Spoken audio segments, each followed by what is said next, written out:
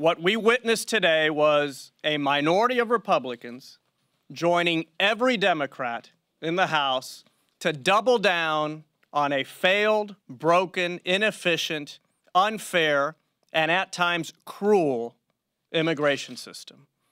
As Jeff Denham said, this bill would have secured the border.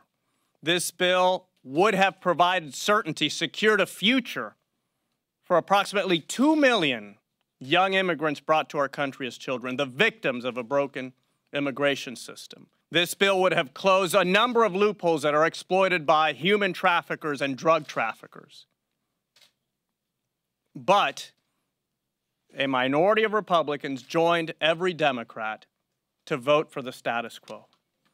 A lot of members of this House who for years have been talking about dreamers and about helping dreamers decided today that they prefer the politics, the petty politics of immigration instead of the solutions for immigration. How ironic that if you only care about the dreamers, if that's all you cared about, this bill gave 100% on that issue. If you only cared about border security, this bill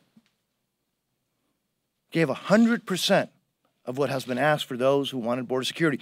And if you're concerned, like so many of us are, about the separation of minors from their parents at the border, this bill has a permanent legislative halt to that. I think that there's not a district across the entire country that shouldn't be disappointed right now.